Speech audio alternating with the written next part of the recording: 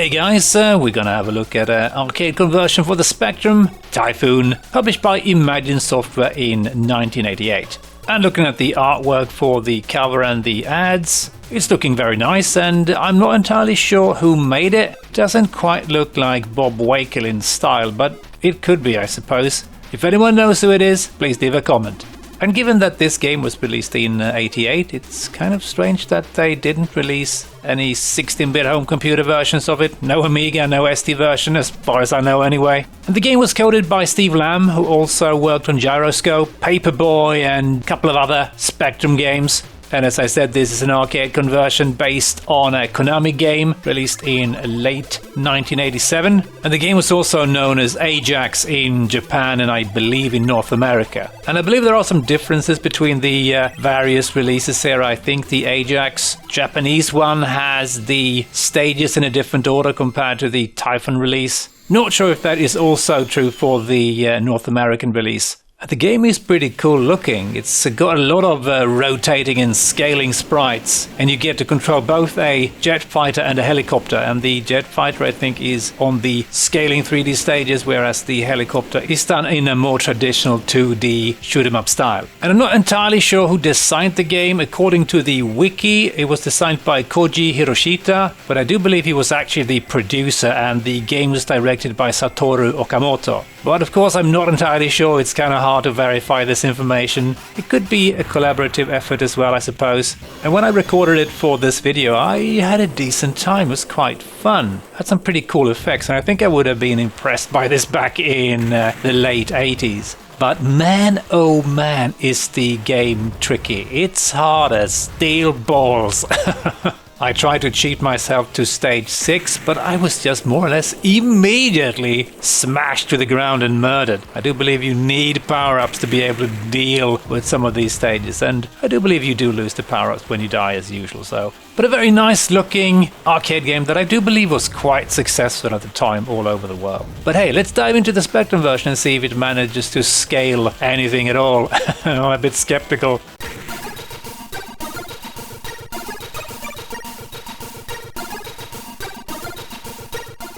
And I'm actually playing the +3 version of the game, the disc version, because I wanted to check out the YM music. I don't believe the tape-based 128K version has any music for whatever reason, and the version I found was kind of buggy and weird, so maybe it was a bad dump, I don't know. But let's just go with keyboard and fire away here. We actually get some scaling on the first stage here, which is pretty cool.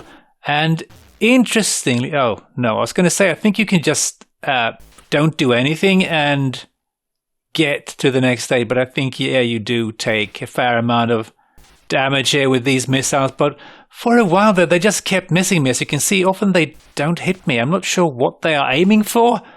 Let's just see what we can... Yeah, we can get to the first stage with, you know, only losing 2 lives. But I think I've actually gotten to the first or second stage, I should say,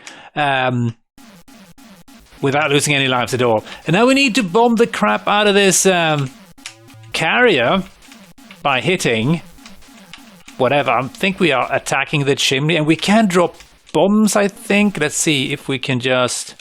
For some reason that doesn't work. You're supposed to be able to press the B key to drop bombs, but that doesn't work.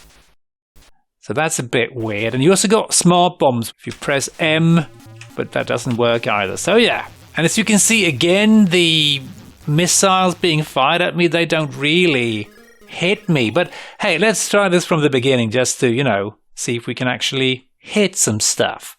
Yeah, let's try and blast some stuff here. Oh god, yeah. It kind of suffers from the same issue that the arcade version suffered from, that it's really hard seeing the missiles that's coming after you because you're kind of covering them, and it doesn't get any easy on the Spectrum version because everything is moving quite quickly, scaling quite abruptly, if you know what I mean. So yeah, it's hard dodging those things, and we don't get any scaling and rotating on the carrier, which is of course a huge bummer, but I wasn't expecting that. I was kind of impressed that we got scaling clouds, but I think we can just... I think we could just sit maybe here and just get this thing? You see, it's pretty easy. Still, I think they knew that they had some issues with the missiles, and they just gave you a bunch of lives to compensate for that, and also made them maybe a bit more random. Can we use bombs here? We can! We can only use bombs on the second stage here. And for some reason, I don't have auto-fire anymore, which is damn annoying. And we need to bomb these. Oh, God, the keyboard controls are just... so clunky. I really should try and get the joystick emulation going. Oh, no. Please, please, please don't. At least the second stage is a lot easier than in the arcade. But man, this is painful to control with the keyboard. I think I'm going to have to go and... sort out some joystick emulation here, otherwise this is going to be very, very painful. Hang on. Okay, this is much easier. Yeah, the other keys are the same, so B to drop bombs, which is going to be a little bit easier. And I think the M key drops a smart bomb. Please bomb the crap out of that thing. We can get power-ups in the game. I wasn't particularly successful in getting that in the arcade version for whatever reason. Just no one popped up, and I just got murdered pretty quickly. So the arcade game was really stingy when it came to giving me power-ups. But yeah, as I said before, the second stage here, or third stage, or whatever this might be, is a lot easier than in the arcade, because you would get shot from underneath the clouds. They were very nice looking clouds, but you couldn't see what was underneath them, and there was something there that didn't like me at all. That was damn annoying. And I got, oh dear, that was not expected. Please, bomb. Huh? This is getting pretty crowded here. It's a very small playfield area here. But the graphics do look rather nice, and they scroll quite smoothly, and I have no idea what got me there. Give me the power up, please. And how do I activate my power up? It doesn't say in the manual.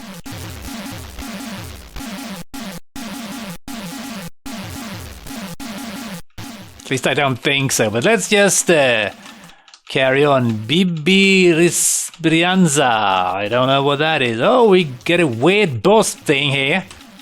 No, don't do that. Okay, never mind. Can we bomb the crap out of this thing? And yes, that was very easy. Wow, okay.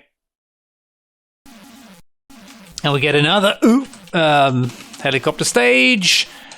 And the bombs are pretty tricky to deliver here.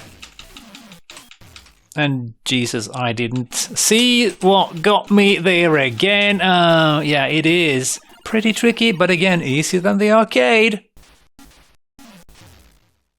Again, can't see any missile there. It really feels pretty cheap. And again, I'm pretty sure they knew about this, given how many lives you get. And again, I can't see anything there. And I keep losing track of my bomb sights. They just kind of vanish in the black and white graphics here. The game is rather nice looking, and it plays alright, even though maybe not the most amazingly fun shooter I've played on the Spectrum. It just feels competently done and everything, but yeah, I don't know. There's something about it that feels a little bit, yeah, seen it before. And also, I don't like that you don't have autofire all of a sudden on the helicopter stages. Couldn't they afford to include that with my fancy helicopter here? No, God damn it. And where's my power-ups? I'm not getting any power-ups. Am I playing that badly? There's an E. Oh, I missed it. Oh, come on. That's not nice. But as I said, the arcade version was really stingy when it came to power-ups as well, so I'm not surprised. Let's bomb the crap out of whatever this is here. A weird pyramid thing. Yeah, there we go. I hate pyramids. Especially the fancy-looking ones. See if we can get a bit further at least. Oh, and I'm not paying attention. There's too many things being fired at me.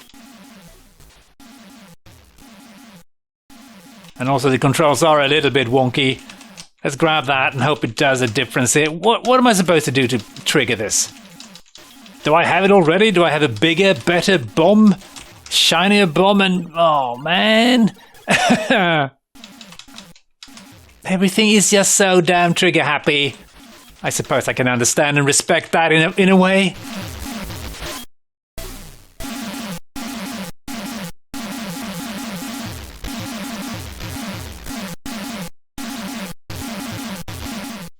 Give me the E. And you really need to get those flipping turrets because they will make your life utterly miserable if you don't. It's a little bit confusing that my bombs look like the projectiles fired by the turrets. That doesn't make this any easier. Oh, come on. I'm just going to hammer away here and fire everything I've got.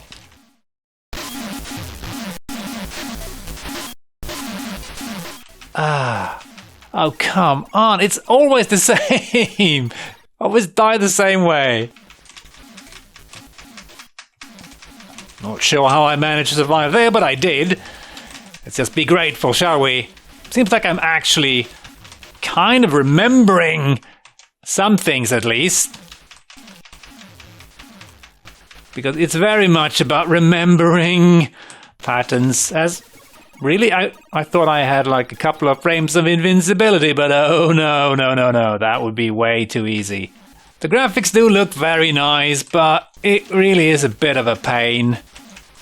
Given that they're all the same color, it's hard distinguishing things from each other. And honestly, I think I would rather play Terra Cresta, which is also a monochrome game, but it's just handled better. It's a little bit more easy to see what's going on, and it's honestly a lot more fun than this. And I don't know why they would try and make a Spectrum version of this game that contains, or that's so focused on scaling and rotating stuff, sprites. You know, it's not going to happen. It's not going to work on the Spectrum. Come on. I hate you, all of you. Why won't you blow up like a decent turret? And look at the jungle here. It's really, really hard seeing anything. But hey-ho. No! Oh, yeah, I'm not getting any further. This one is just a little bit too hard. I think I would have felt the same back in the day. I do also have a smart bomb, of course, which I kind of forget to use. So let's use it. Mostly because it's not positioned very well on... Oh, come on the keyboard. I just can't quite reach the button in time. So it's not optimal, but let's see. Let's use it again. Really? Don't have any more? Oh, we do have more. Good. Oh, come on. This is a nightmare. Yeah, I think I'm done. This is just a little bit too frustrating. Not a bad little game, but let's see what some other people thought, shall we? Your Sinclair gave the game 7 out of 10, and they wrote, fast and furious, but contains very little to make it outstanding. Typhoon is a better shoot 'em up than it is a conversion, and the graphics and presentation are above average. My only gripe is that it doesn't really add anything to the already massive catalogue of shoot 'em ups that are already available. But if you do feel the need to buy yet another, you could do a lot worse. And yeah, I suppose that feels pretty fair, and maybe I would have been more impressed with this back in the day, but I mean, this was 88, and at this point I had an Atari ST as well, so my interest in the Spectrum was waning, really. So it's a bit hard to say. Sinclair user gave it a similar score at 72 out of 100, and they wrote, Typhoon is quite a good game and one well worth taking a look at, though the monochrome color scheme might cause some problems as it nearly always does. Yeah, that's a good point. It's really hard to see what's going on at times. So, yeah, it's a pretty competently done game, looks nice, even sounds nice on the 128K, well, the +3 disc version anyway, but maybe a little bit too difficult and also a bit unfair at times. And with that, I'm just gonna say thanks for watching, hope you enjoyed, and as always, hope to catch you next time. Cheers!